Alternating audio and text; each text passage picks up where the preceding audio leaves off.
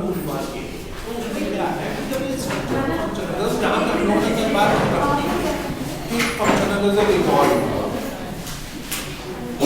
Peak पे पहुंच रहा है 500 से बढ़ गया तो स्ट्रक्चर को डिफाइन कैसे करते हैं तो पढ़ा है सिंपली उसको यही तो डिफाइन करते हैं कि जो रिलेटिवली परमानेंट फीचर्स हैं वो स्ट्रक्चर हो जाते हैं और जो रिलेटिवली चेंजिंग फीचर्स है वो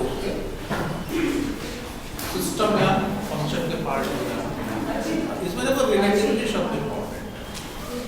अब यहाँ पर कहने में तो लगता है हम लोग भी तुमको जब धीरे में पढ़ाते हैं तो बता देते हैं कि ऐसे होता है जैसे बर्तन के अंदर पानी यही तो बता देते हैं जैसे मकान का ढांचा और उसके अंदर का इंटीरियर डेकोरेशन तो इंटीरियर आपका बदल सकता है जो पॉट का कंटेंट है वो बदल सकता है आप उसमें कुछ भी डालोगे उसकी शेप को वो ले लेगा। इसी तरीके से सोशल स्ट्रक्चर होता है जिसके अंदर रह के यूनिट्स जो कि इंडिविजुअल भी हो सकती है इंस्टीट्यूशनल भी हो सकती है यूनिट्स होती है वो अपने फंक्शन परफॉर्म करती है। इसी का जो मैंने मिनिएचर फॉर्म पे आता है तब हो जाता है रोल और स्टेटस। ठीक अब यहाँ पर एक समस्या आती है हमारे सामने समस्या ये आती है कि यहाँ पर बर्तन और पानी तो अलग अलग चीज नहीं है बर्तन में पानी ऐसा नहीं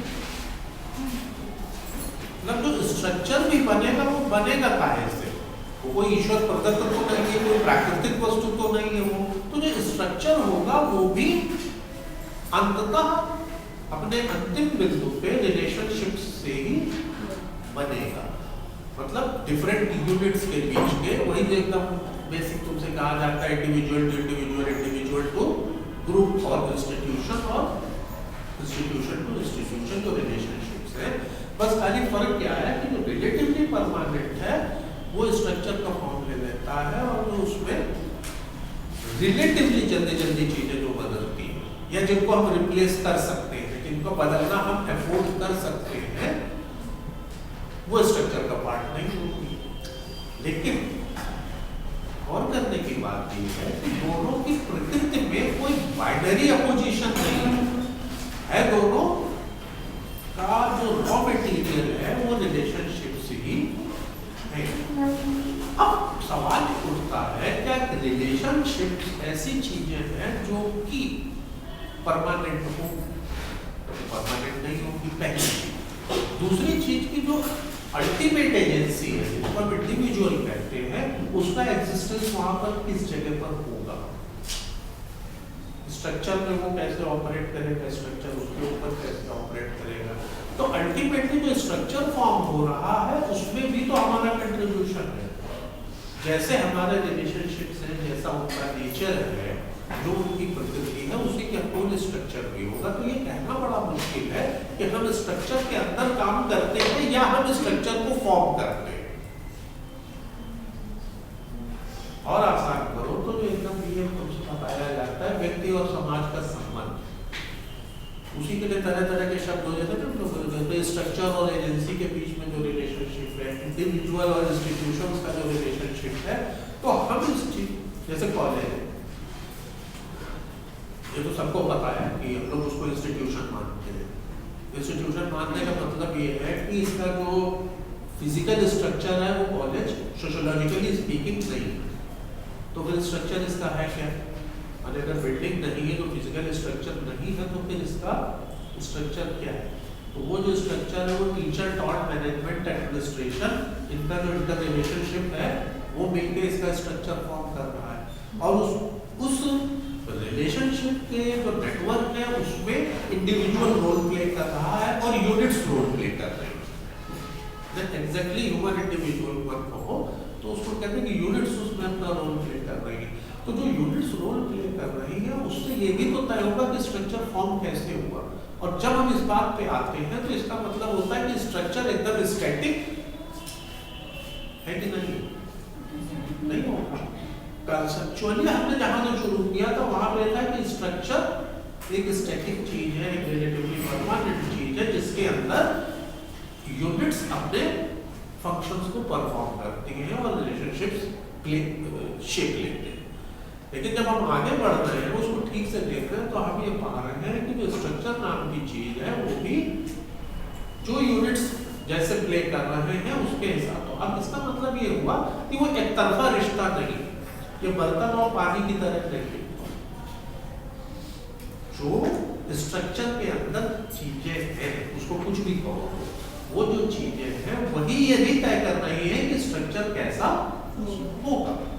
और जब कोई इवर चेंजिंग है, इंडिविजुअल बदल रहा है, इंडिविजुअल के बीच के रिलेशंस बदल रहे हैं, नेचर ऑफ रिलेशनशिप बदल रहा है, इंस्टीट्यूशंस बदल रहे हैं, फंक्शंस बदल रहे हैं, तो फिर स्ट्रक्चर वैसे का वैसा कैसे रहेगा। तो एक जगह पर आकर वर्णन इसीलिए कहता है कि ये हमारे अध्ययन की सुविधा के लिए है। जिस प्रकार अगर हमें किसी एक दृश्य का गंभीर अध्ययन करना है तो हम वीडियो में से एक स्टिल उसका निकाल लें, होता ये है स्ट्रक्चर। लेकिन एक्चुअली जो हमको सोसाइटी मिल रही है वो क्या है, वीडियो की तरह।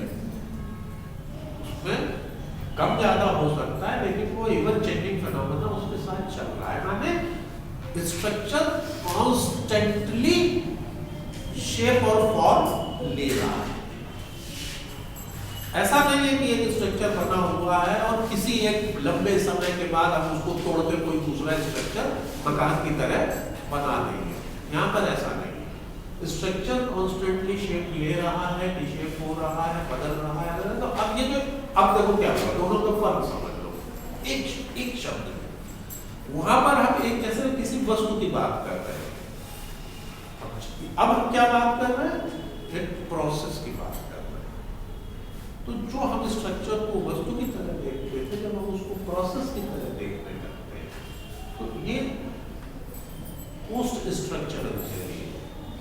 तो वो तो तुम जितना भी क्लासिकल थ्योरी पढ़ोगे सबका पोस्ट और नियो फॉर्म तुमको बाद में पढ़ना ही पड़ता है।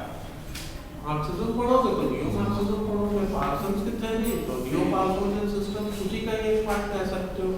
जो स्ट्रक्चरल फंक्शनल अप्रोच है तो पोस्ट स्ट्रक्चरल एंड स्ट्रक्चरेशन में थ्योरी आने लगी, जो हम तुमसे पहले दिन से बताने की कोशिश कर रहे हैं कि इसी का जो सिलसिला है और इसके जो बैकग्राउंड है। होता क्या है कि हमने स्ट्रक्चर भी पढ़ा, हमने स्ट्रक्चरेशन भी पढ़ा, इसकी भी डिफिनीशन हमने बता दी, उसकी भी डिफिनीशन हमने बता दी, नंबर भी पूरे मिल जाएंगे, कोई प्रॉब्लम नहीं। लेकिन ये पूरा सिलसिला है क्या और क्यों घटित हो रहा था, उसकी जो कॉज इफेक्ट रिलेशंस है, उसके पीछे का जो फिनोमेना है वो अक्सर हमारे दिमाग में क्लियर नहीं होता है। तो फिर उसका जो मर्म जिसको कहते हैं कि आखिर इसकी जरूरत क्यों पड़ी और इन टोटल प्रॉब्लम क्या है, पूरे जो आइडियोलॉजिकल और थ्योरेटिकल डेवलपमेंट है उसमें बार-बार संशोधन करने की जरूरत क्यों पड़ती है। और उससे भी बड़ा प्रश्न है, क्या आज हम किसी अल्टीमेट सोल्यूशन पे पहुंचे हैं। माने जब कॉल से शुरू करके हम यहाँ तक आए हैं तो होता क्या है कि पोस्ट स्ट्रक्चरलिज्म हम कह देते हैं, नियो मार्क्सिज्म, पोस्ट मॉडर्निज्म।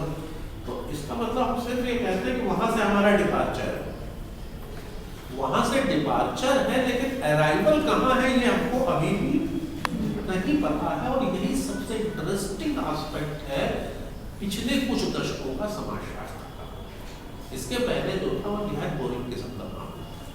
तो इसमें आपके लिए नया सोचने की गुंजाइश, नया करने की गुंजाइश, कुछ कंट्रीब्यूट करने की गुंजाइश पहले के मुकाबले कहीं ज्यादा है। दूसरा ये है कि जो समाजशास्त्र को एकदम empirical branch of science, physics का बच्चा, इस तरीके की चीज की जो बहस लंबे समय से चल रही थी, जो कि अकारण हम लोग अभी तुमको बीए में पढ़ाते हैं कि ये कला है कि विज्ञान, फिर हम बताते हैं विज्ञान जो होता है, फिर बताते हैं कि इसमें ये लक्षण है, वो जो जिद वाली हम लड़ाई लड़ते हैं, एक्चुअली जो सोसाइटी है वो उससे बियॉन्ड जा चुका है, उसके आगे की कहानी है। अब कोई भी लेवल पे भी कहने की आपको बहस करने की जरूरत नहीं है कि हम विज्ञान में ही हम एम्पिरिकल स्टडी कर ही रहे हैं। आप साफ कह सकते हो कि एम्पिरिकल स्टडी नहीं कर रहे हैं, नहीं हमको पसंद है, मतलब आपके पास फैलने की गुंजाइश है, डिफरेंट ओरिजिन्स पे आप जाके काम कर सकते हो और डिफरेंट प्रॉब्लम्स को लेकर आप लोग कल्चरल स्टडी कर सकते हो, इकोनॉमिक्स में जाके कर सकते हो, मेडिकल में जाके कर सकते हो, लिटरेचर में कर सकते हो, लिंग्विस्टिक्स में घुस सकते हो, कुछ भी कर सकते हो और किसी भी अप्रोच से कर सकते हो, हर चीज की स्वीकृति होगा। लेकिन जो कुछ भी आप करोगे अगर उसका जस्टिफिकेशन आपके पास नहीं है तो वो रिजेक्शनेबल है। उसका जस्टिफिकेशन आपके पास तब होगा जब आप उस थ्योरेटिकल लॉजिक और कॉजेस को कहीं ना कहीं पे, तो बेटा वो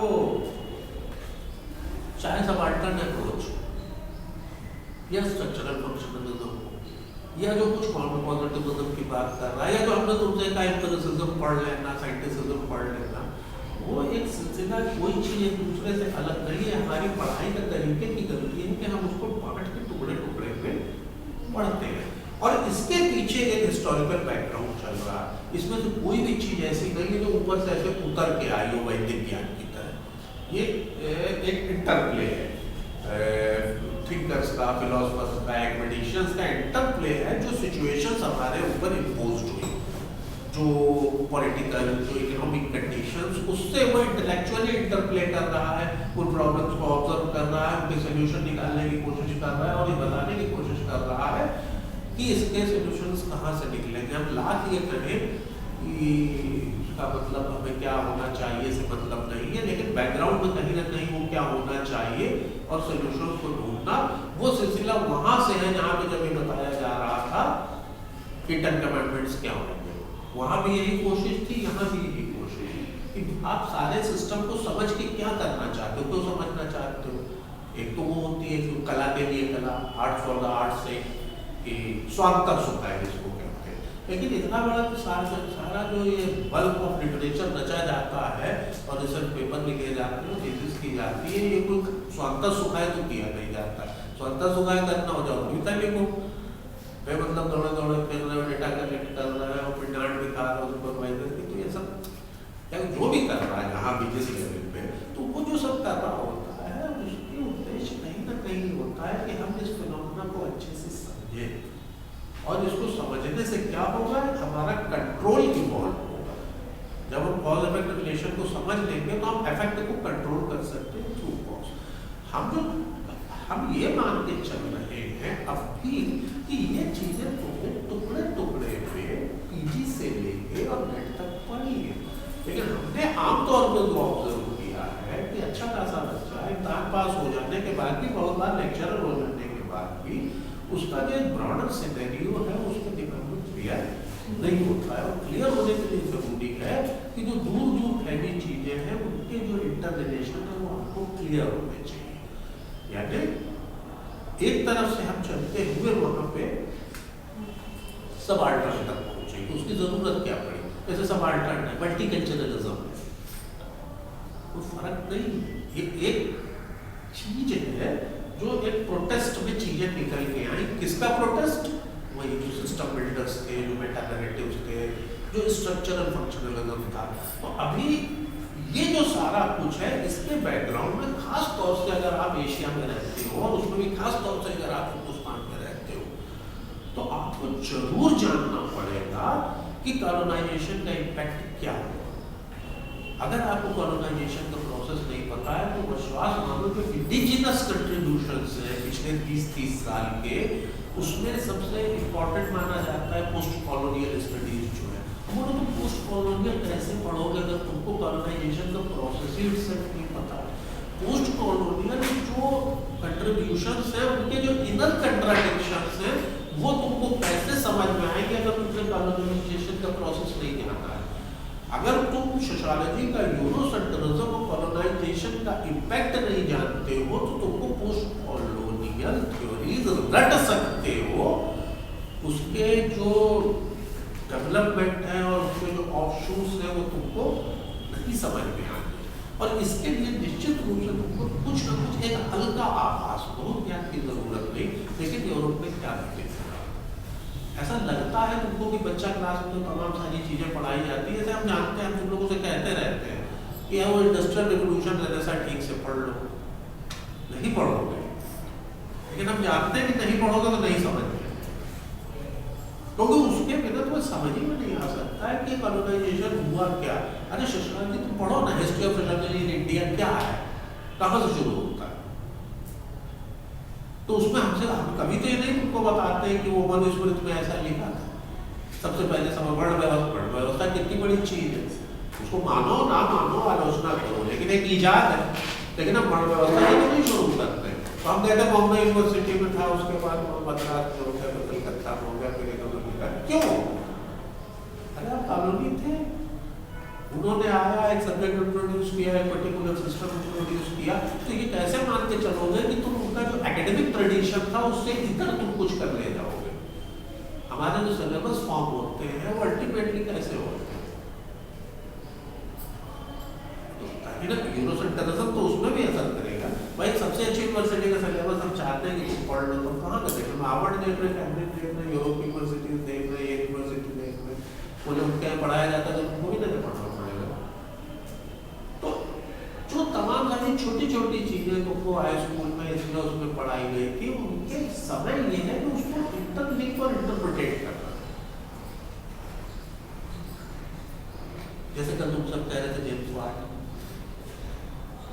जैसे ये सारी प्रक्रिया हिंदुस्तान में जो हो रही थी उसको समझना है तो दो आदमी के बारे में चाहिए। नहीं जानते तो हो ही, अब नए सिरे से जानो। एक आदमी का पास पड़ेगा,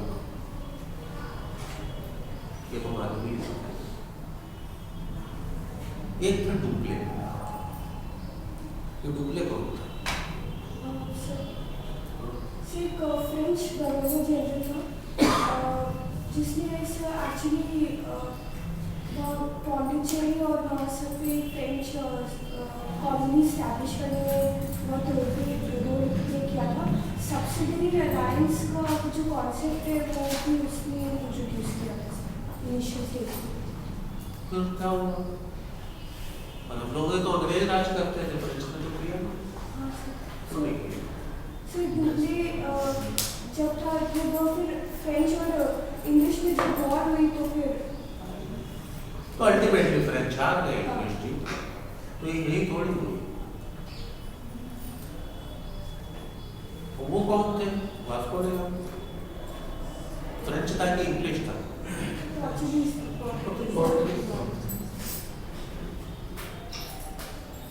तो ये जो लोग निकल रहे थे, तो अभी इस बात को तुम अब ऐसे देखो कि जो इनिशियल स्टेज था जिसमें ये यात्राओं का दौर शुरू हुआ और बेटर इक्विपमेंट्स लेके निकले और ऑर्गेनाइज करना शुरू किया, तो उसमें पहले इंग्लिश डोमिनेट नहीं कर रहे।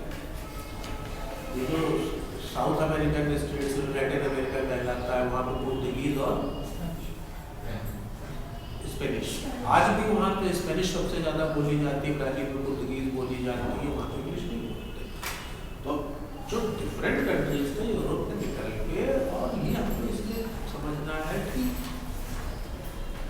कि क्वेश्चन मार्क होने लगा। देखो एक समय था जिसमें ये समझ में आया कि फिजिक्स इतनी इवॉल्व हो गई है, इतना हमारा इंडस्ट्रियलाइजेशन हो रहा है, इतना प्रोडक्शन बढ़ रहा है, सरप्लस इकोनॉमी है, हमें जरूरत से ज्यादा उत्पादन कर पा रहे हैं यूरोप में, तो अब दुनिया स्वर्ग हो जाएगी। लेकिन स्वर्ग होने की बजाय हुआ क्या? तो जैसे डुप्ले और क्लाइन यहाँ लड़ रहे थे, वैसे ही पूरी दुनिया में यूरोपियंस आपस में युद्ध कर रहे थे, बाहर भी कर रहे थे और अंदर भी कर रहे थे। तो जितनी सुंदर उनको लगा था कि दुनिया हो जाएगी, उतनी सुंदर हो तो पाई नहीं। इधर क्या हुआ कि ये जो कॉलोनाइजेशन का प्रोसेस और उसके पहले जो यात्राओं का प्रोसेस शुरू हुआ, तो दुनिया के जो तय बात है कि नए नए इलाके खोजे, उन लोगों ने लौट के वहाँ पे डिस्क्रिप्शन करना शुरू किया। ये यही प्रोसेस था जिसने अंत में एक तुमने भी पढ़ा होगा उसको कि थ्योरी आ गई व्हाइट मैन बर्डन की। अगर ये दुनिया में जाते ना और ताकतवर अपने को ना साबित कर पाते तो व्हाइट मैन बर्डन थ्योरी नहीं होती, लेकिन ऐसा हुआ। तो अब ये जो दुनिया में गए, इन्होंने वहाँ पे अपनी कॉलोनीज बनाई, वहाँ पे जो कुछ था पुराना नष्ट होने की प्रक्रिया शुरू हुई। तो उस प्रक्रिया में जब लौट के आते थे तो इनके वर्णन होते थे कि ऑस्ट्रेलिया हम गए थे तो हमने ऐसा देखा, अमेरिका गए थे तो ऐसा देखा, लोग ऐसे रहते थे, अफ्रीका में लोग ऐसे रहते, हिंदुस्तान में ऐसे रहते। ये जो एक इंटरेस्ट की चीज थी, तो साथ में सच में कुछ पढ़े लिखे लोग जो थे, जो एकेडमिशियंस थे, जो थ्योरिस्ट थे, उन्होंने भी जाके स्टडी शुरू करी। यहाँ से एक ब्रांच निकल के आती है एंथ्रोपोलॉजी। एंथ्रोपो हिंदी में इसके लिए होता है शब्द, सही शब्द इसका होता है ग्रीक। तो एंथ्रोपोलॉजी मतलब बोलते हैं नृतत्व शास्त्र। एंथ्रोपो मतलब ग्रीक, मतलब वो ह्यूमन ह्यूमन तो दूसरी चीज हो गई ना, जिसमें ह्यूमन ट्रेड्स हो, बायोलॉजिकली नहीं बात हो रही है, जिसमें ह्यूमन ट्रेड्स हो, वो अलग चीज है। खैर छोड़ो, अभी बात को मिला के एंथ्रोपोलॉजी इवॉल्व होना शुरू हुई। तो उनका एक इंटरेस्ट था कि जाके देखना है कि दुनिया के पिछड़े और जंगली लोग कैसे रहते, जो उनका माइंडसेट था, क्योंकि वो विजेता थे इसलिए उनको ऐसा लगना स्वाभाविक था।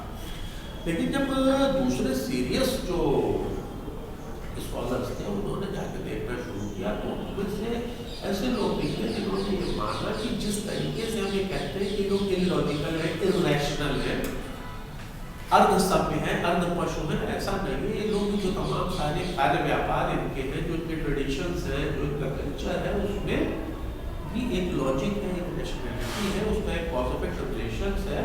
यानी जो तमाम सारी चीजें हमको बेवकूफाना लगती हैं, वो उतनी बेवकूफ़ी नहीं है, उसके पीछे भी कुछ तर्क होता है, उसका भी कुछ फंक्शन होता है। कि अगर वो ढोल बजा के नाच रहा है तो वो खाली ऐसा नहीं है कि किसी कल्पित देवता को खुश करने के लिए नाच रहा है, जो कि हमारे हिसाब से बिल्कुल बेवकूफ़ी है।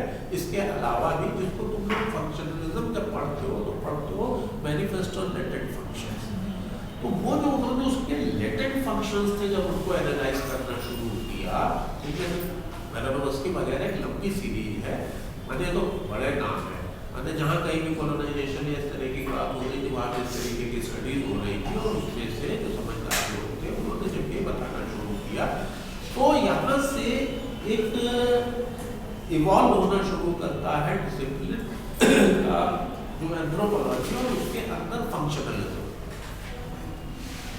कि जो कुछ भी घटित हो रहा है, जो भी क्रिया हो रही है, उसके पीछे कहीं ना कहीं कोई प्रकार्यात्मक धारणा जुड़ी हुई है।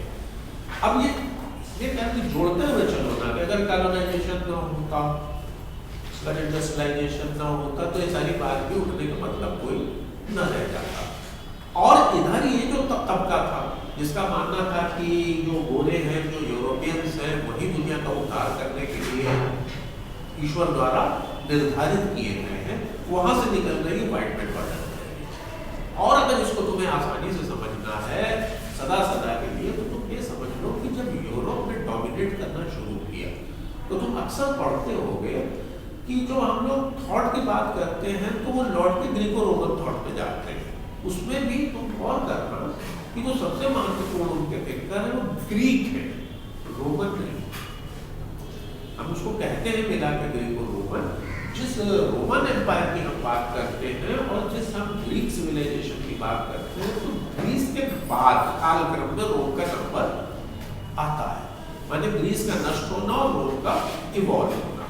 दोनों की खास बात ये थी कि जो ग्रीस है उसके बारे में कहते हैं कि दुनिया के सारे विद्वान, मतलब वो जो एथेंस का इलाका है एशिया माइनर से जुड़ा हुआ, ग्रीस की खास बात ये थी कि दुनिया के हर कोने का पढ़ा लिखा आदमी वहां पर पहुंचता था, और वहां पे डेलिबरेशन की छूट थी। तो वो एक ज्ञान का केंद्र वहां पे बना हुआ था।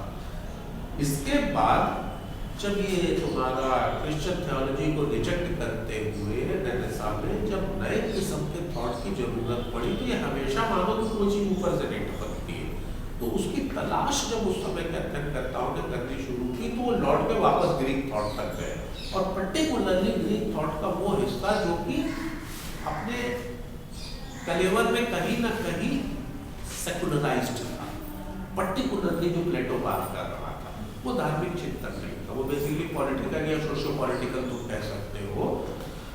तो उसमें चूंकि ईश्वर का हस्तक्षेप नहीं था, तो उस थॉट को उठाकर, भाई जैसे अभी मार्क्स पढ़ो तो बोले डायलेक्टिक है, डायलेक्टिक कहाँ से आया?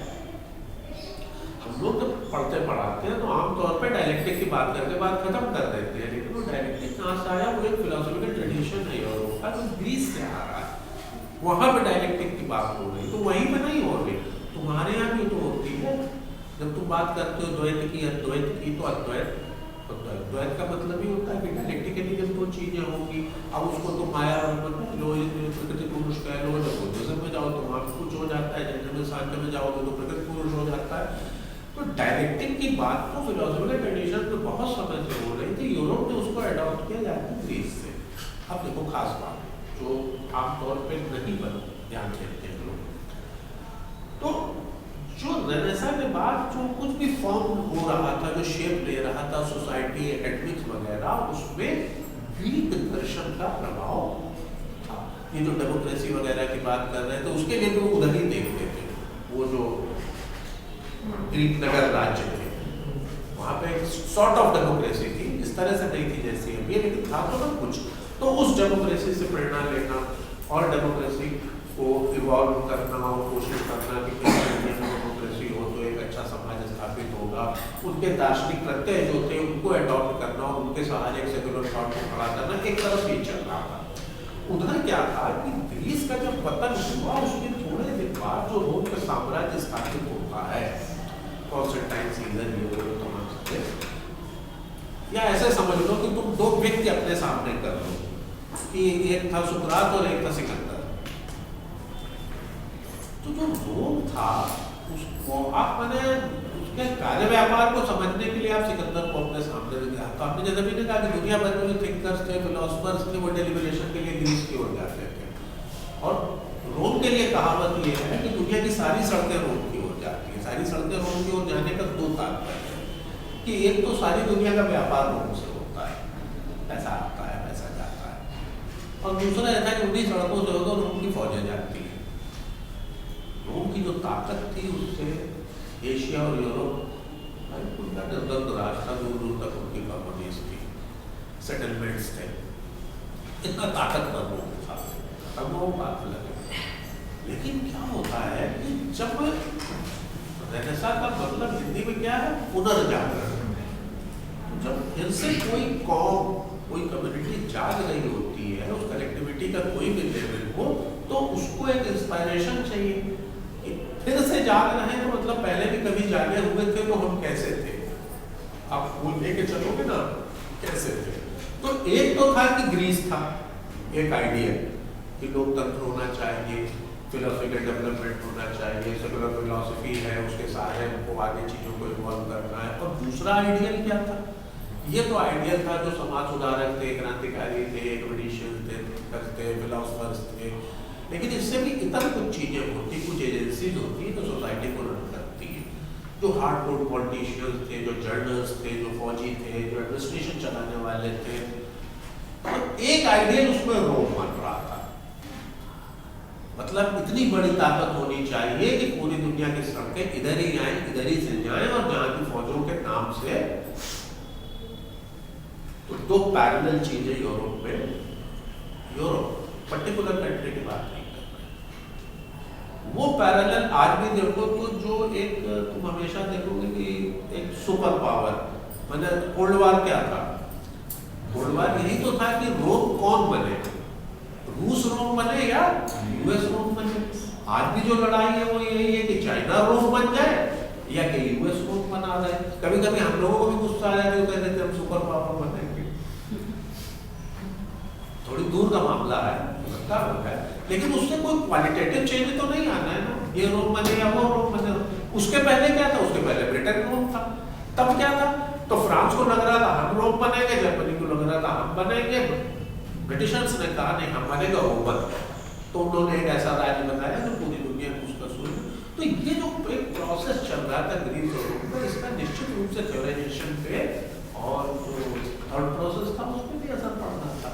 तो एक कॉलोनाइजेशन का प्रोसेस, उससे एंथ्रोपोलॉजी का निकलना, उससे फंक्शन का कॉन्सेप्ट को इम्पोर्टेंस मिलना, और उसी को सोशियोलॉजी में जब हमने अडॉप्ट किया तो हमारे पास एक स्ट्रक्चरल फंक्शनल अप्रोच डेवलप होती है। और पीछे से को साधवी सिद्धांत, ऑर्गेनिज्मिक थ्योरी और ये वो तो सब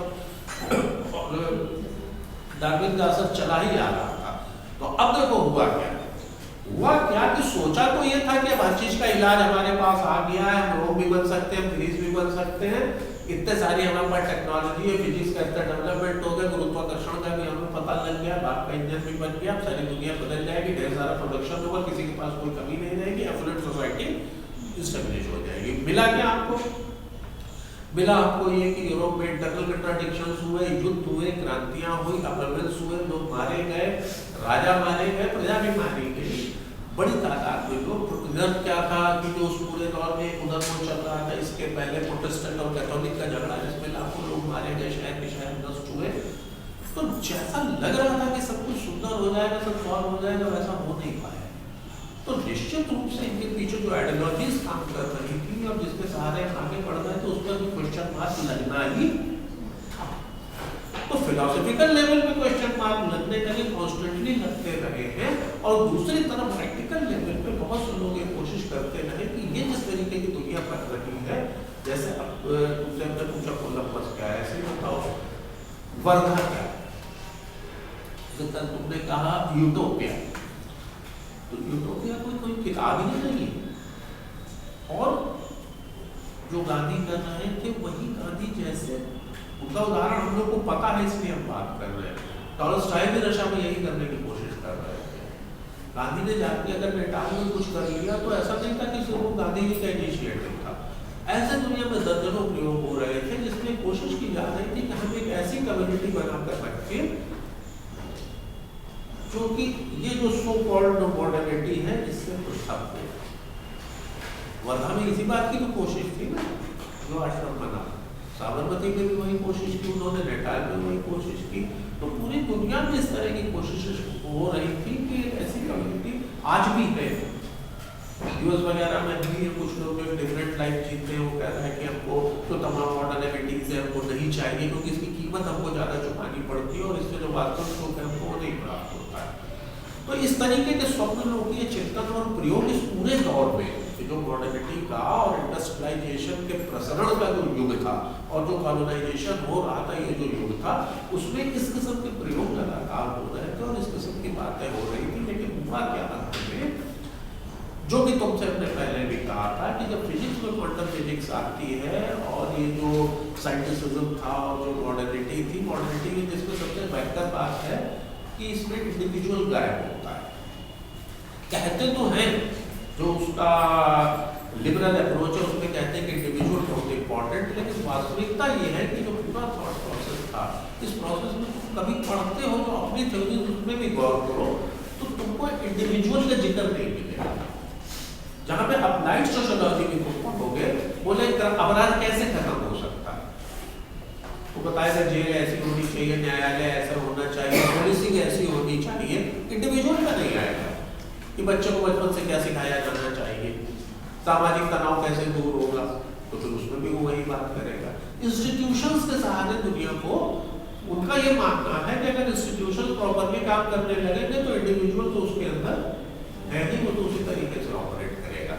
जहाँ पे इंडिविजुअल की लिबर्टी की बात होती है वहाँ भी एक्चुअली वो इंडिविजुअल लिबरेट नहीं होता है, क्योंकि इतने बड़े सिस्टम्स खड़े हो जाते हैं जो कि हम उम्मीद करते हैं तुमने जैसे वो तुम्हारा फोर्डियन मॉडल ऑफ प्रोडक्शन की जब बात हो सकता है, ये जो तुम्हारा असेंबली लाइन प्रोडक्शन की बात जो होती है, जो फैक्ट्रीज का इन्वेंशन होता है, माने उस पूरी प्रक्रिया में ये होता है जिसमें मास पर्टिकुलरली जब बात करता है तो प्रोसेस ऑफ जो मोड ऑफ प्रोडक्शन है उसमें एलिनेशन की बात करता है, लेकिन एलिनेशन खाली वहीं पे नहीं हो रहा था। एलिनेशन इन जनरल सिस्टम्स इतने बड़े होने लगे, तुम ये नहीं तय करोगे कि तुम्हें क्या पढ़ना है। कोई भी तुमसे पूछता है यार, तो इतने आदी हो गए हो तुम इस बात के कि तुम ये ना बताओ तुम्हें क्या पढ़ना है, कि जब हम आके रोज यहाँ पूछते बताओ क्या पढ़ना, तो सब लोग चुप हो जाते हैं। क्योंकि इस बात की ट्रेनिंग है बचपन से कि पढ़ाया जाए वो पढ़ो, जैसे पढ़ाया जाए वैसे पढ़ो, और अगर वैसे नहीं पढ़ोगे तो फिर मामला गड़बड़ हो जाएगा। सर्टिफिकेशन, तुम आज मैंने अगर गोस्वामी तुलसीदास भी आ जाए तो उनको यहाँ नौकरी नहीं मिलेगी। उन पर तो पीएचडी हो सकती है लेकिन उन्हें नौकरी नहीं, क्योंकि टीटी नहीं, बीएड नहीं, नेट क्वालिफाई नहीं किए, कैसे नौकरी मिलेगी। वो जो एक पर्सनल इवोल्यूशन के रास्ते थे प्री इंडस्ट्रियल सोसाइटी पे, यहाँ पे देखो स्वाभाविक है जब ऑर्गेनाइजेशंस बड़े होने लगेंगे, वैल्यू बढ़ने लगेगा, काम बढ़ने लगेगा, तो विशुद्ध नियमों के सहारे चलने की कोशिश करने लगेंगे। और जब विशुद्ध नियम के सहारे चीजें चलती है तो उसमें इंडिविजुअल गायब होता है। तो खाली नींबू से नहीं गायब होता, फिर वो आकार से भी गायब होता है। आपका इंडिविजुअल टच उसमें, जैसे एड्रेस बताना पिछले 30 साल में फर्क हो गया। अब भी अगर किसी इंटीरियर में जाओगे, पुराने कस्बे या गाँव में जाओगे, तो वहाँ तुमसे ये नहीं कहता है कि 117/526, तो कह रहा है सीधे जाओ, नीम के पेड़ से बाएं मुड़ना, दाहिनी तरफ कन्या पेड़ लगा वही है। इंडिविजुअल आइडेंटिटी है उस मकान की, वैसा कोई दूसरा घर वहां पे नहीं है। मतलब जो पुरानी बस्तियां हैं सरसब्ज, उसमें अगर तुम गली में जाओगे तो तुमको दो मकान एक जैसे नहीं दिखेंगे। किसी का रंग फर्क है, किसी की छज्जा फर्क है, किसी की डिजाइन फर्क है, तरह तरह के मकान। लेकिन जब आवास विकास में जाओगे तो ऐसा नहीं मिलेगा। अगर किसी बड़े अस्पताल में घुस जाओगे तो तुम लौट के दोबारा अपने कमरे में नहीं जा सकते। कितनी सिमिलरिटी, एक जैसी बिल्डिंग, एक जैसे कॉरिडोर, एक जैसे बरामदे, एक जैसे बोर्ड, एक जैसी ड्रेस पहने हुए चलती हुई नर्सें और डॉक्टर, तुमको पहचानना मुश्किल हो जाएगा इसमें कौन सा क्या है। तुम अपने घर के बच्चे को स्कूल में लेने जाओ, स्कूल छूटेगा तो अगर तुम उसकी अम्मा नहीं हो तो पहचान नहीं पाओगे। हाँ, गलत बच्चा पकड़ सकती हो, फिर सकती हो। एक जैसी, यहाँ तक कि आवाज, शक्लें, सब कुछ वो एक जैसा बना के चलते हैं, एक जैसा एक्सप्रेशंस, इंडिविजुअलिटी। तो ये जो एक मॉडर्निटी का फिनोमेना है, एक नॉर्मल की कठोर लाइन जो आपको दी जाती है कि नॉर्मल ऐसा होता है। तुम लोगों में से किसी के नाम कल्लू है? मुश्किल ही। एक जनरेशन पहले के लोगों में देखो, कल्लू होंगे, भूरे होंगे, भेड़े होंगे, सब होंगे, कोई बुरा नहीं मानता था। मतलब जो नॉर्मल का पैरामीटर का बहुत बड़ा था। ऑब्वियसली बेटा, होता क्या है ना कि जब कोई एक तरफ आपकी समाज की धारा जा रही होती तो एक गति से सब जगह नहीं चलती है ना। वो लोग 20 साल पीछे, अगली पीढ़ी में उनमें भी नहीं मिलेगा। बेसिक प्रॉब्लम कहाँ है वो समझो, बहुत सीरियस है ये। उसका आपका जो थ्योरेटिकल डेवलपमेंट है आगे का, सोशियोलॉजी का, उससे रिलेटेड मानता है कि जो नॉर्मल का पैरामीटर है, नॉर्मल की लाइन वो एकदम पतली करनी है। विश्व सुंदरी कौन होगी? ऐसा तो नहीं चलेगा, ऐसे देखो कहते तो बड़ी सुंदर है, नहीं ना? कैसे होगा?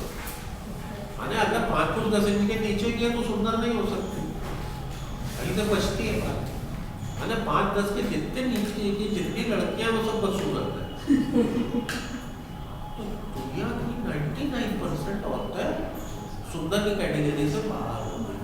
माने सुंदर का भी एक उनका फिक्स पैमाना है, उसका जो सुंदरता का जो उनका नॉर्मल है, उसमें वो शेप, साइज, लंबाई सब बता के, यानी उस देखो वही बात है जो साइंस की बात है, ऑब्जेक्टिविटी, मेजरमेंट, एम्पिरिसिज्म।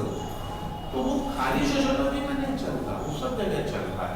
ऐसा जवाब दोगे, अगर वैसा जवाब नहीं दोगे, सीबीएसई बोर्ड में लड़के को जो जवाब बताया गया है, अगर उससे कहा गया प्रेमचंद महान थे, और अगर उसने कहीं नहीं दिया कि प्रेमचंद मीडियोकर थे, एक भी अच्छी कहानी नहीं लिख पाए, मुझे तो नहीं पसंद लगता, तुमको समझ रहे उसको नंबर मिल जाएंगे। तो एक सेट पैटर्न पे आपको लाया जाता है जिसमें आपके कपड़े, लत्ते, बोल चाल, भाषा, और सबसे बड़ी बात आपको सोचने का तरीका, और उससे भी बड़ी बात कि जिन चीजों में आप अपने को स्वतंत्र समझते हो उसमें भी आप स्वतंत्र नहीं होते हो। आपको ऐसा लगता है कि हम अपने चयन में स्वतंत्र हैं। आपके पास क्या स्वतंत्र है? बोले या तो तुम MBA कर लो या तो बीटेक कर लो, स्वतंत्र हो।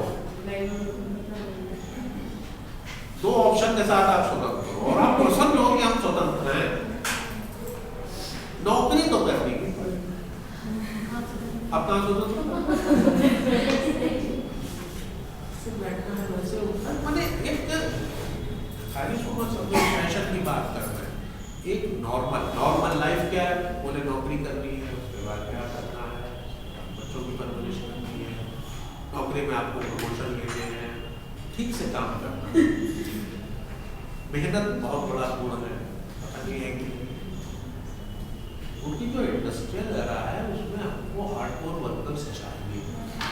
वैसे ही हम नैतिक प्रतिमान भी बनाते हैं कि आपको मेहनत करिए, एक सिस्टम का कॉप, और फिर एक रूपता। मुझे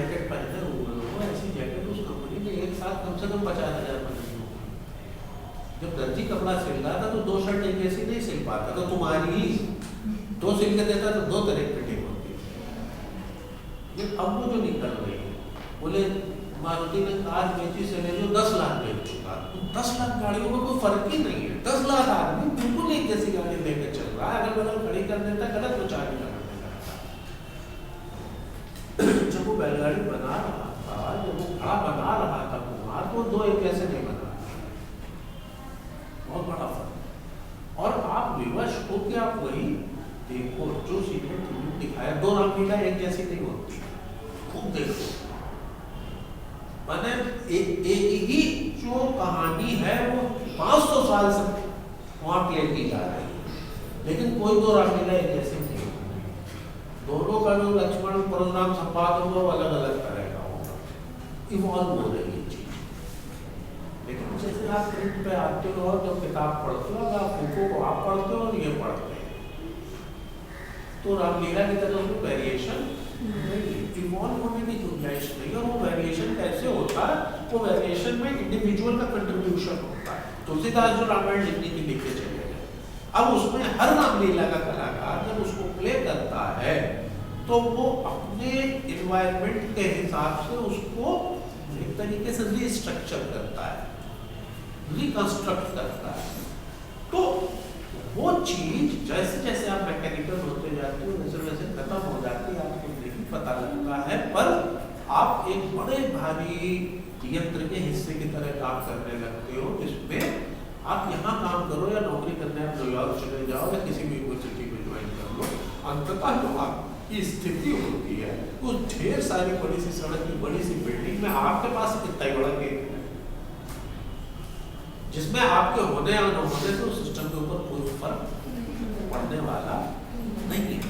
तो जो एक इंडिविजुअलिटी है, जो इंडिविजुअल टच है, जो पर्सनल टच है, जो इंडिविजुअल की इंपॉर्टेंस है, जो रिलेशनशिप में इंडिविजुअलिटी है, इसको बहुत अच्छे से समझ सकते हो। हम लोगों ने जो बहुत बेसिक 2 को पढ़ाया गया था, प्राथमिक और द्वितीय, प्राइमरी और सेकेंडरी। सेकेंडरी रिलेशन पढ़ते चले जाते हैं, जो प्राइमरी रिलेशन है वो विलुप्त होते चले जाते हैं। तो बहुत सारी साइकोलॉजिकल प्रॉब्लम्स हैं। और इसके साथ एक घटना होती है, फर्स्ट को तो छोड़ दो, सेकेंड वर्ल्ड वार का होना, एटम बम का यूज होना, इसने फिर चीजों को हिलाया। तो ठीक है, एटम बम गिरने के बाद जो रोम वाला तबका था वो अपना काम करता था, लेकिन जो ग्रीस वाला तबका था, यानी जो सोचने विचारने वाले लोग थे, वास्तव में जो सदस्यत थी, उन्होंने कहीं ना कहीं मानना शुरू किया कि जिस रास्ते पर हम चले और जिस दर्शन और जिस तरीके को हमने माना कि हर चीज का सलूशन है, वास्तव में उतना बड़ा सलूशन नहीं है, इसमें हमको कहीं पे कोई रेमेडी चाहिए। इसलिए तुम याद करो जो हम तुमसे कह रहे थे उसको, जो पहले भी तुमसे कहा था कि पार्सन्स का पीक हमको मिल रहा है आपको 50 के आसपास। क्यों? और उसके बाद जो सिस्टम बिल्डर्स का ट्रेडिशन हमको एलिमिनेट होते हुए क्यों दिखाई देता है? वर्ल्ड वार हुआ, सेकंड वर्ल्ड वार 1939 तो 40s में आके वर्ल्ड वार खत्म होता है, और उसके बाद जो ग्रैंड नरेशन था, जो ग्रैंड नैरेटिव था, वो टूटता। अभी वो जो प्रैक्टिकल पॉलिटिक्स और इकोनॉमी थी उसमें नहीं टूटा, लेकिन जो फिलोसफी के लेवल पे था, जो दर्शन और सैद्धांतिकरण के स्तर पे था, वहां पर ये समझ में आया कि ग्रैंड नैरेटिव, ये साइंटिफिज्म, ये मॉडर्निटी, इससे में कहीं कुछ गड़बड़ है जिससे हमको आगे निकलना पड़ेगा। कहाँ पे गड़बड़ है? तो देखो, तो चीजें आइडेंटिफाई, अब उसको कोई एक शब्द ले कहने से शुरू करो, बाकी सब चाहे उसको तुम सिस्टम ओरिएंटेड या ग्रैंड थ्योरीज कहकर उसका डिस्कशन शुरू कर दो। जैसे एक शब्द है यूनिवर्सलिज्म, ये जो इसके पहले का प्रोसेस था, उसमें हर थिंकर जो भी थ्योरी सामने आ रही थी वो यूनिवर्सल थ्योरी दे रहा था। इसके लिए एक और फ्रेज यूज करते, all inclusive, grand narrative, Meta theories, Meta narrative, macro theories, तरह तरह से उसको बताया गया। तो ये जो यूनिवर्सलिस्टिक अप्रोच थी, कि भाई मार्क्स जब कह रहा है वर्ग संघर्ष का सिद्धांत, तो किसी एक देश काल के लिए नहीं बता रहा।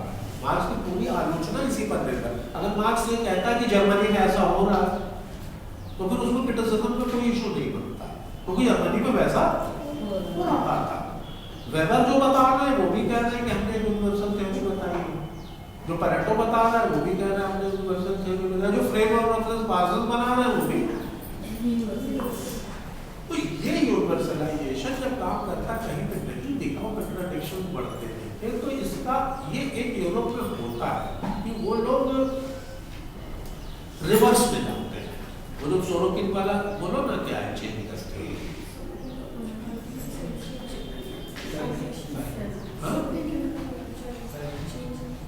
जो सब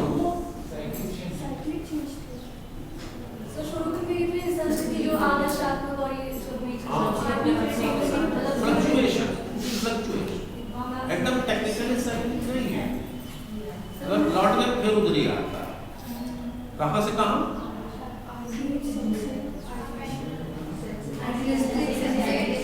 अब थोड़ा मतलब भी बताओ।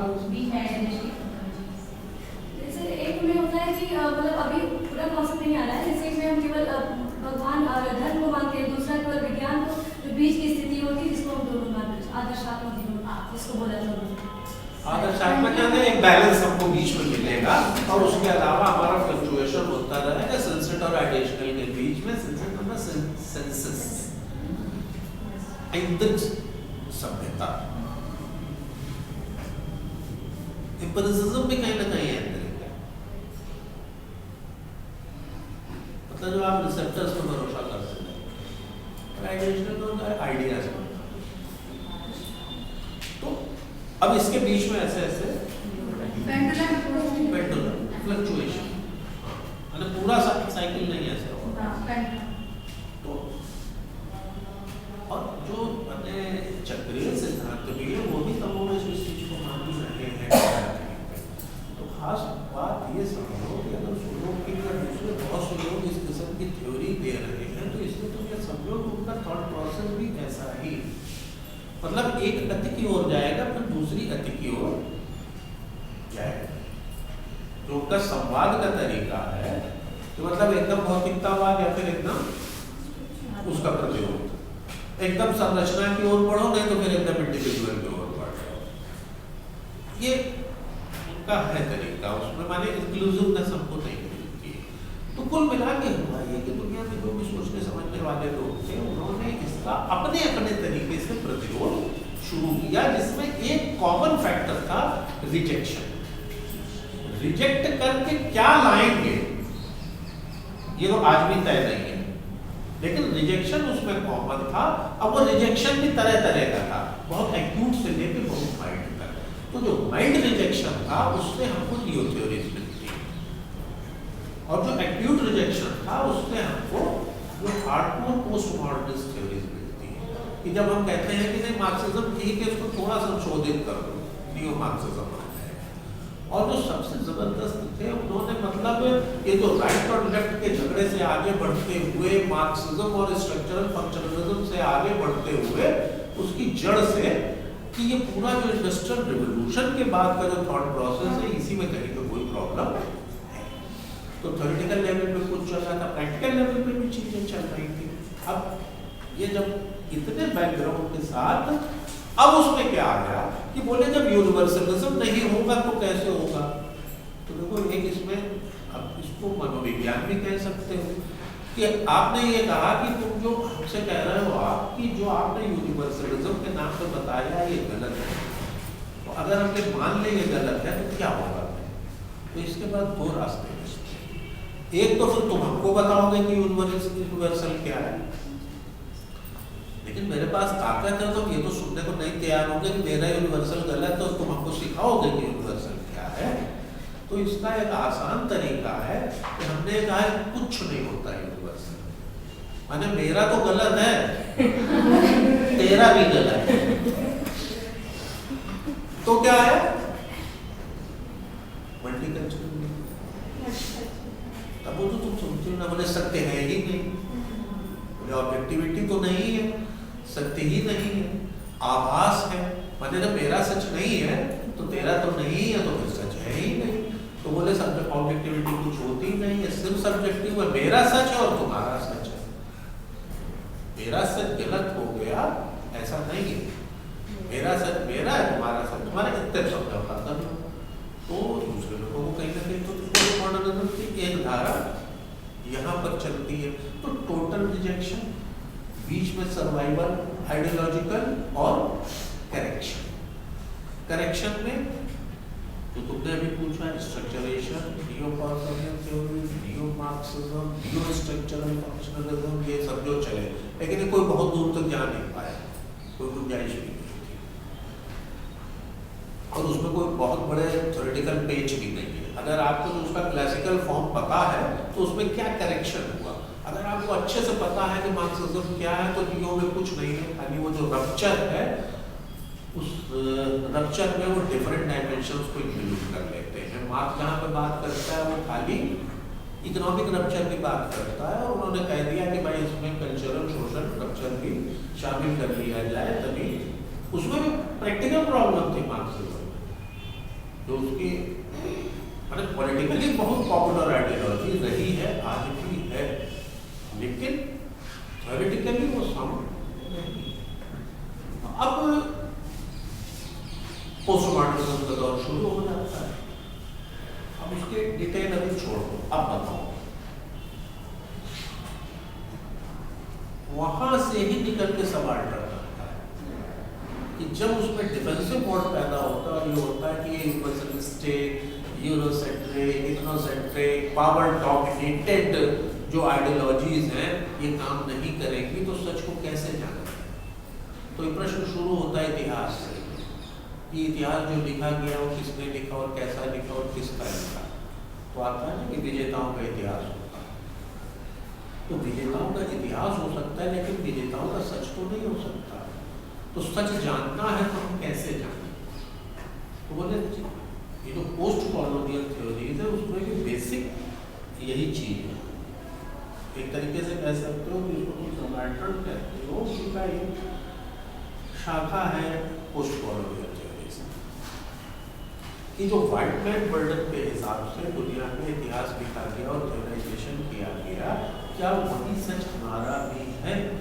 आपने बोला कि हमने हिंदुस्तान में आए, एकदम क्रूड लेवल पे समझो, आप लोग कहते भी हैं, आज भी हम लोगों के बीच में भी लोग कहते हैं कि अंग्रेज आया तो बिजली लाया, अंग्रेज लाया तो वो रेल ले आया, क्या होता सब लोग बैलगाड़ी से चलते, बिजली बत्ती भी ना होती, वैसे ही कहीं खेती कर रहे होते। अंग्रेज आए तो उन्होंने सड़कें बनाई, वो कारें लाए, वो बाप का इंजन लाए, सब तो अंग्रेज ही है, तो गलत बात तो नहीं। लेकिन सही और गलत इतना इनोसेंट नहीं होता। अंग्रेज आए, उनको यहाँ से अफीम निकालनी थी, बाहर ले जाती थी, उनको यहाँ से नील निकालनी थी, बाहर ले जाती थी, उनको यहाँ से कपास निकालनी थी, बाहर ले जानी थी, उनको उस कपास के बने कपड़े ला के यहाँ पर वापस रखने थे, बेचने थे, तो उसके लिए उनको रेल की जरूरत थी। तो रेल को क्यों लाए? अगर इस सवाल को आप छोड़ दोगे तो दरअसल जो रेल बनी और उस रेल से जो कुछ हुआ उसका आप ना अनुमान कर सकते हो ना इंटरप्रिटेशन। हिंदुस्तान से सबसे ज्यादा व्यापार उन्होंने किया अफीम और नील का। अफीम और नील की खेती सबसे ज्यादा कहाँ होती है?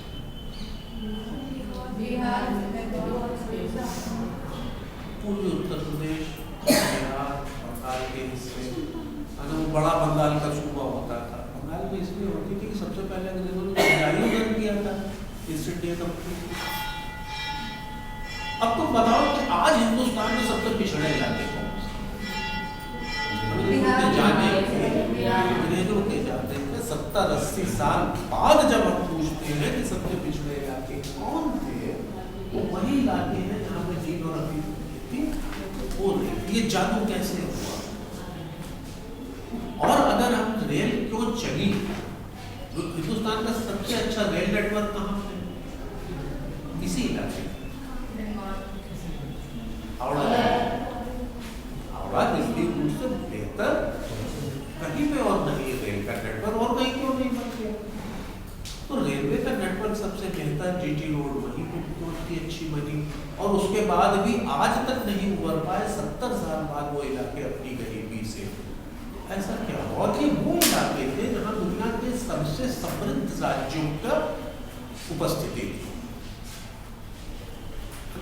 नॉन स्टेट में पूरा मगध का साम्राज्य कहाँ पे था? बिहार, और ये जो मुगल थे, मुगलों के समय में बिहार बंगाल में कोई, साउथ में तो लड़ाई होती नहीं, कभी मराठे लड़ रहे हैं, कभी कुछ हो रहा है, यहाँ तो कुछ नहीं था। फिर ये क्या हो, ऐसा क्या हुआ 100 साल में कि उसके 100 साल बाद भी इलाके नहीं पनप पाए? अब देखो, ये चीज अगर हमारे दिमाग में नहीं है तो जो पूरा उस समय का घटनाक्रम है, जो फिनोमेना है, उसको हम कैसे इंटरप्रेट कर पाएंगे? तो अब प्रश्न ये उठता है कि जो रेल चली, इस रेल को हम अंग्रेज साहब की निगाह से देखें, या जो निगाह था, या जो अफीम की खेती कर रहा था, अफीम की खेती कोई पोजीशन नहीं होती थी, उनके पास ताकत की कंपल्सन था कि तुम्हें अपने खेत में नील या अफीम उगानी ही पड़ेगी, नहीं उगाओगे तो उसका जुर्माना है, जुर्माना तो वो दे नहीं सकता होता, तो उठावेगा, और उगाने के बाद किसको बेचोगे ये भी तय है। तो कहने को ऑन पेपर वो किसान था, लेकिन क्या उगाएगा और किसको बेचेगा ये दोनों बातें तय थी। अब उसके बाद उसको ढो के ले जाना है, रेल से ले जाना है, स्टीमर से ले जाना है, इसके लिए पोर्ट इवॉल्व करना है, झील में ले जाके बेचना है। अब नेक्स्ट देखो, बहुत बढ़िया बात, बिकती थी जाके चीन। चूंकि ईस्ट इंडिया कंपनी के पास सबसे ज्यादा थी, इसलिए सबसे ज्यादा पैसा इंग्लैंड के पास जा रहा था, ब्रिटेन जा रहा था। तो जो भी उस समय चीन में राजपाट था, उन्होंने कहा, मैंने इसको समझो कि कैसे चीजें थ्योराइज होती हैं। तो जब उसने कहा कि हम यहाँ पे अफीम नहीं बिकने देंगे, तो ये हुआ कि जो ब्रिटिशर्स थे और जो दूसरे कॉलोनाइजर्स थे, उन्होंने कहा इसके खिलाफ हमको कुछ सख्त कार्रवाई करनी पड़ेगी। तो इस पर ये बहस छिड़ी कलकत्ता से लंदन तक कि भाई वो अपने यहाँ के राजा हैं, अगर वो कहते हैं अफीम नहीं बिकनी चाहिए तो इसमें हम कैसे हस्तक्षेप कर सकते हैं। तो इस पर लॉजिक ये दिया गया कि दुनिया में कहीं भी अगर प्रजातंत्र का हनन हो रहा है तो उसमें प्रजातांत्रिक शक्तियों को हस्तक्षेप करना चाहिए, और वहां पर प्रजातंत्र का हनन इस तरह से हो रहा है कि जनता अगर अफीम पीना चाहती है तो ये उसका डेमोक्रेटिक राइट है, तो उसको राजा क्यों हो रहा है? Wonderful logic. और इसलिए ब्रिटिशर्स ने और दूसरे कॉलोनाइजर्स ने मिलकर वहां पर हस्तक्षेप किया और अफीम का विरोध जारी रहा। अब तुम ये देखो, जो डेमोक्रेसी की रक्षा करने का ये जो था प्रकरण आज भी चलता है। कभी हमको ईरान में डेमोक्रेसी की रक्षा करनी होती, कभी अफगानिस्तान में करनी होती है, कभी इराक में घुस के करनी पड़ती है, वहां से छूटे तो सीरिया में करी, सीरिया से छूटे तो थोड़े दिन वियतनाम में भी करी। तो वो जो एक प्रोसेस था वो अपने आप चल रहा है। ये कौन कर रहा है? वो जो मॉडर्निज्म के दौर का जो रोम था वो अपने ढंग से काम कर रहा है। जो ग्रीस था, थॉट प्रोसेस पे लोग टिके हुए थे, उन्होंने माना कि ये किस्म की जो मॉडर्निटी है और जो एकरूपता है ये काम नहीं देगी, तो आपको क्या करना चाहिए? तो बोले आपको डिफरेंट एंगल से जो सप्रेस्ड है, जिसके ऊपर बीती है, जिसकी बात अभी तक नहीं सुनी गई है, उसके एंगल से हमको देखना है कि यथार्थ क्या है, और उसके एंगल से देख के हम जो कुछ भी थ्योराइज करेंगे वो एक डिफरेंट चीज होगी। तो इसमें देखो, ये हम तुम्हें उदाहरण दे रहे हैं। मसला खाली ये नहीं कि अंग्रेजों ने क्या किया, दुनिया में जहाँ कहीं भी जो डिप्राइव्ड और पावरफुल के बीच का रिलेशनशिप है, उसमें हमारा थ्योराइजेशन और हमारा जो हिस्टोरिकल परसेप्शन होता है वो पावरफुल के पॉइंट ऑफ व्यू से होता है। सबाल्टर्न स्टडीज में हमारा मोटिव ये होता है कि नहीं, जो सप्रेस्ड है, जो रिसीविंग एंड पे है या रहा है, उसके दृष्टिकोण से, उसकी निगाह से हमको सच्चाई को देखना है, तथ्यों का आकलन करना है। तो आ गया भैया सबाल्टर्न स्टडीज, कोई खास बात है कि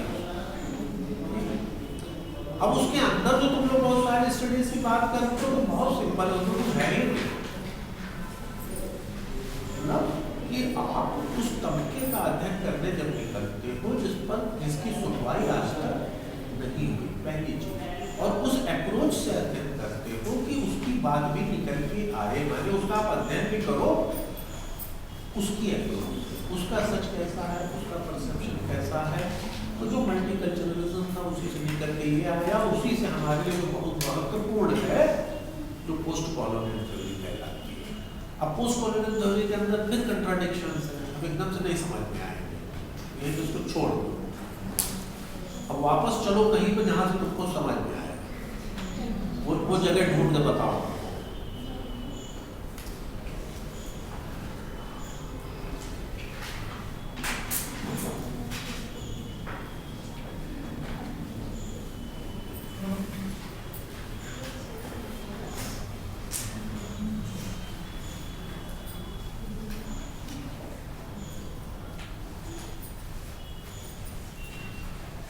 आपको फिर से यही सब बात की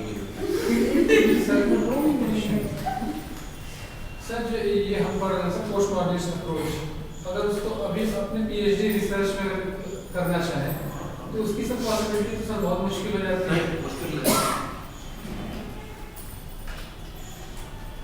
देखो अब जो भी बात कर रहे हैं मैंने पोस्ट मॉडर्निस्ट अप्रोच की बात है, तुम सबके साथ बात कर रहे हो, जब आप एक रिसर्च प्रपोजल बनाते हो तो रिसर्च प्रपोजल आप किसी स्ट्रीम या थीम में नहीं बनाओगे। रिसर्च प्रपोजल का जो थ्योरेटिकल एस्पेक्ट है उसके लिए तुमको एक पर्टिकुलर चीज को उठानी पड़ेगी, पर्टिकुलर इशू और पर्टिकुलर थ्योरी, कि इस इशू में हम इस थ्योरी का एप्लीकेशन, मैंने इस इशू पे ये हमारा डेटा होगा, प्राइमरी हो सकता है, सेकेंडरी हो सकता है, कोई जरूरी और तुमको करना है, प्योर टेक्सचुअल काम भी कर सकते हो, कोई जरूरी नहीं है कि तुम सर्वे करते हो, टेक्स्ट बेस्ड काम हो सकता है, कंटेंट एनालिसिस होती है, बहुत सारी चीजें हैं। तो अब उसमें से आप पोस्ट मॉडर्निज्म तो एक धारा है, उस धारा में भाई क्या करोगे, सिंबॉलिक इंटरेक्शनिज्म को लेके चलोगे, फेनोमेनोलॉजी को लेके चलोगे, क्या करोगे, तो उस पर्टिकुलर पे जाओ ना, अगर करने का मन है तो उस अप्रोच से, उस पर्टिकुलर टूल को यूज करके जो स्टडीज हुई है 10-15 पेपर्स और जो गंगा में पढ़े होंगे उसमें देखो कि कौन से टूल्स अप्लाई कर रहा है। सर अगर आपको जैसे बहुत कंटेम्प्रेरी एग्जाम्पल है, अल्टरनेट एजुकेशन देखना है, अल्टरनेट एजुकेशन जो शांति निकेतन वगैरह का आइडिया है या कृष्णमूर्ति स्कूल का आइडिया है, रविंद्र स्कूल का आइडिया है, उस पर सर खासकर अभी तो रिसर्च तत्काल में तो नहीं चल रहा है, अभी रिसर्च सर बहुत ही स्टार्टिंग फेज में है इन फील्ड में अल्टरनेट एजुकेशन की, तो इस पे करना हम सब तो ये नॉर्मल कॉन्फ्लिक्ट थ्योरी से ही देखा जाए, तो ये अप्रोच सर अगर मान लीजिए एथनोग्राफिक स्टडी करते हुए या पार्टिसिपेंट ऑब्जर्वेशन करके डाटा कलेक्ट करना, तो वहाँ सर मेथोडोलॉजिकल प्रॉब्लम्स नहीं है इस तरह की, क्योंकि सर यहाँ पे पीएचडी भी सबमिट करनी है। ये तो हमने तुमसे पहले दिन कहा था ना, सबसे आसान तरीका है सो कॉल्ड एम्पिरिकल स्टडी, कुछ असली नकली डेटा इकट्ठा करो, ईमानदारी की बात है, कौन जाएगा पता करने कि इसका तुमने इंटरव्यू किया, और अगर उसमें कोई बहुत ही ऐसी चीज निकल के सामने आ गई, मान लो डोमेस्टिक वायलेंस पे हम करें काम, सोचो जरा और तुम सबका हम वो कराएं इंटरव्यू, सबको हमने वो लिया, क्वेश्चन आया हमारा, और उसमें ये निकलता कि 80% कह रहे हैं कि हमें बेटे कोई दिक्कत नहीं, सपोज और क्या करेंगे, अरे भैया मुश्किल हो जाएगा, रिजेक्ट हो जाएगा काम हमारा, भले वो सच हो, लेकिन अगर इसको बना के जमा करेंगे तो एग्जामिनर जान खा जाएगा कि ये कैसे हो सकता है, 10 में से 8 देने पीटने में कोई दिक्कत नहीं, तो नहीं हो सकता, तो फिर हो सकता है ये भी बेईमानी करे, तो 8 करते 8, लेकिन ये सब बात ना करो, तो प्रैक्टिकली क्या करना है, दुनिया में सबसे आसान काम है, कुछ सियासत डेटा इकट्ठा कर लो, 100-200 ग्राफ बना दो, 100-200 टेबल बना दो, उसके बाद वो हो भी जाएगा, पास भी हो जाएगी, जीवन में खुद भी उठा के उसको कभी नहीं देखोगे ना, ना इस लायक होगा कि किसी को दिखाओ, उसमें दिखाने लायक सिर्फ सर्टिफिकेट बचेगा, थीसिस नहीं बचेगी। अब समझो, तो भैया किसी जमाने में होता होगा, एक बार तुम तय समझ लो कि छापा छापी की मेहनत तो चल गई, तो मतलब मेहनत तो पड़ेगी, अब फर्क क्या होता है आपकी जिंदगी के 3-4 साल इसमें जाने वाले हैं, ये बहुत कम बता रहे हैं।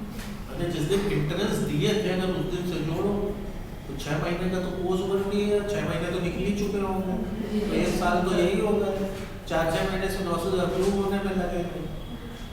और जिस दिन काम खत्म हो जाएगा 8 महीने साल भर मतलब जाएगी, एग्जामिनर भेजेगा, चेक करेगा, फिर कोई मॉडिफिकेशन आया या ना आया, फिर वाइवा होगा। कितने दिन हो गए? 2.5 साल। अरे भाई 1 साल तो कोर्स खत्म होते होते हो जाएगा ना, फिर ऑफिस अप्रूवल और बाद वाला मिला लो।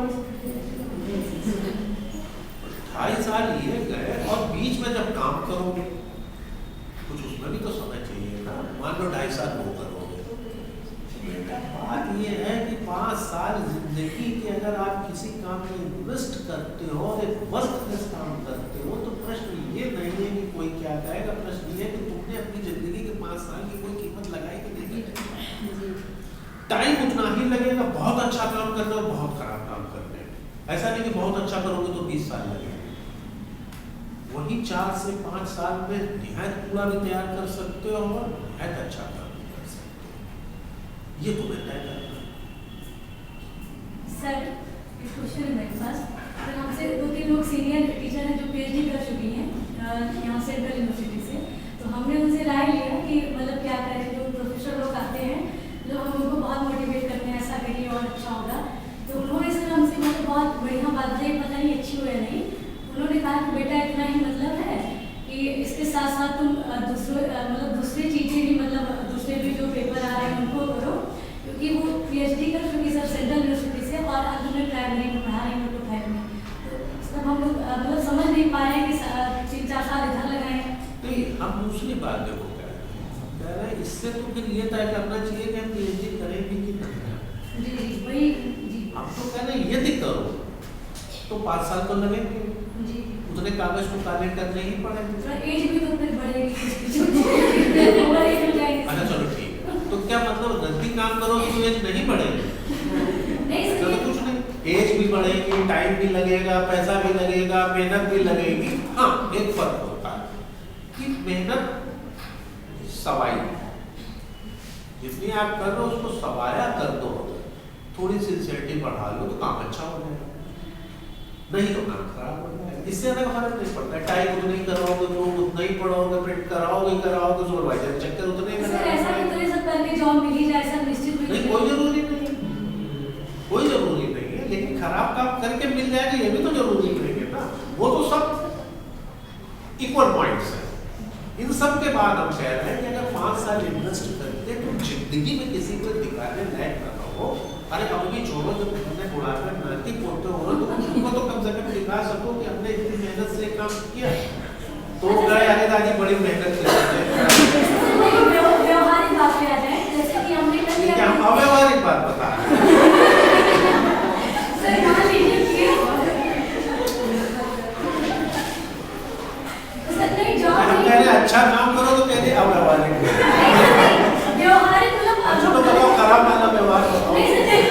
व्यवहारिक वाला है, व्यवहारिक कि सब कुछ कर लिया, बहुत अच्छा किया, पीएचडी करके जॉब नहीं मिली, अब सब नाती पोता को सर्टिफिकेट दिखाएंगे। यस बताइए। ठीक है, वो बात तुम्हें अभी ऐसी लग रही है, लेकिन ये बताओ कि जिंदगी में जो 10 में से 9 काम आप करते हो, एक जेवर ले आए, एक साड़ी ले आए, मालिक बंद करके जिंदगी में 2 बार पहनती है। जब एक बार पहनी तो लोगों ने कहा तो कि बहुत अच्छी साड़ी है, तो कब फटे पहन दो। ये कौन सी बात है? दूसरी एक बात को समझो, अब आखिरी बात को समझो, ये नहीं होता। देखो एक बात को अभी ये भी छोड़ दो कि नौकरी मिलेगी कि नहीं मिलेगी। किसी ने बहुत अच्छा काम किया, किसी ने बहुत रद्दी काम किया, पर एकदम तथ्य बता रहे हैं और दोनों को नौकरी मिल गई। तो एक तो कम मेहनत करके नौकरी पाया, तो बेवकूफ कौन है? ये व्यवहारिक बात है।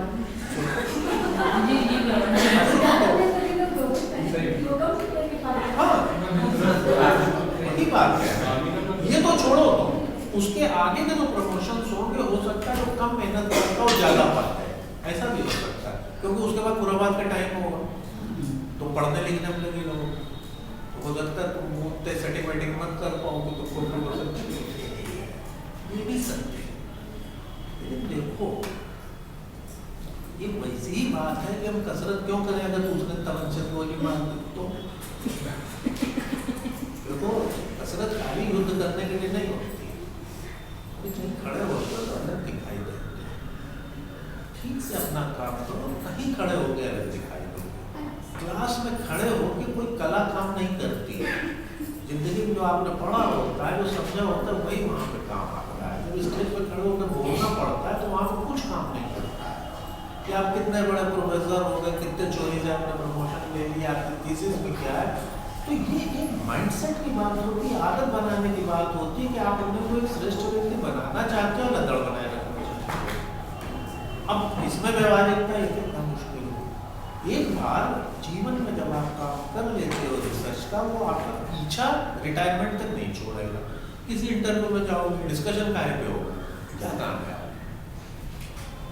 उसके बाद आप मुंह आके बैठे हो निर्लज की तरह, हो सकता है कि आप सिफारिश करा के हो सकता है आप वहाँ पे कुछ पा जाओ, लेकिन भाई हमें नहीं समझ में आता है कि भाई मजबूरी हो तो ये भी ठीक है, लेकिन अकारण बेशर्म तो भाई करना क्या है। अगले कुछ साल जो आप सोच रहे हो उससे सवाई मेहनत करनी, प्राण नहीं देने, थोड़ा सा सिंसियर हो जाना है। और आप जीवन भर अपने टॉपिक में तो कम से कम आपका एक्सपर्टाइज हो कि कोई अगर इंटरव्यू में उससे पूछता तो बोलना शुरू करो तो चुप होकर तुम्हारी बात सुनो कि इसको ऐसा टॉपिक मालूम है, और ये भी नहीं कर सकते हो तो मतलब मुश्किल है कि जाओ चलो हम भी चले, हो गया। सर आपको टॉपिक क्या है? अच्छा हमने यहाँ पूछो नहीं आप क्या टॉपिक करा के नहीं, ये भी एक प्रॉब्लम हो, बाद में हमसे पूछने आज किस टॉपिक को पढ़ा है। अभी हम क्या कहें पहले से बताओ। धर्मशास्त्र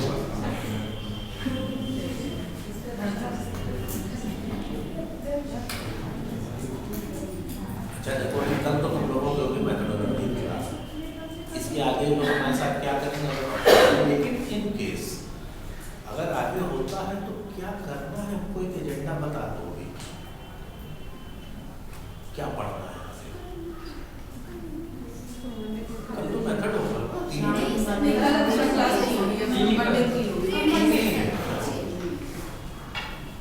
अगर कोई नेक्स्ट क्लास होता है तो क्या करना है वो हमको बता दो।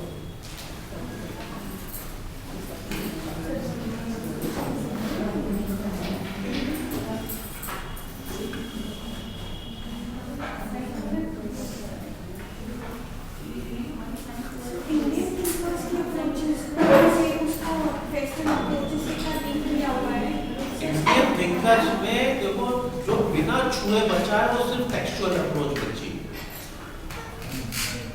वो बात वो व्यवहारिकता चली गई, नहीं तो वो भी थोड़ा तुम्हें बता देते, नेक्स्ट टाइम वहीं से शुरू कर देना कि टेक्सचुअल अप्रोच कैसे इवॉल्व हुई, उसकी इंपॉर्टेंस क्या। बाकी तो वही फंक्शनलिज्म है, कॉन्फ्लिक्ट अप्रोच है, और क्या ये सब तो है, और सबाल्टर्न और क्या है, उसके अलावा टेक्सचुअल। तो टेक्सचुअल अप्रोच क्या है देखो तो थोड़ी सी बता, ठीक है। ये टाइम हो गया।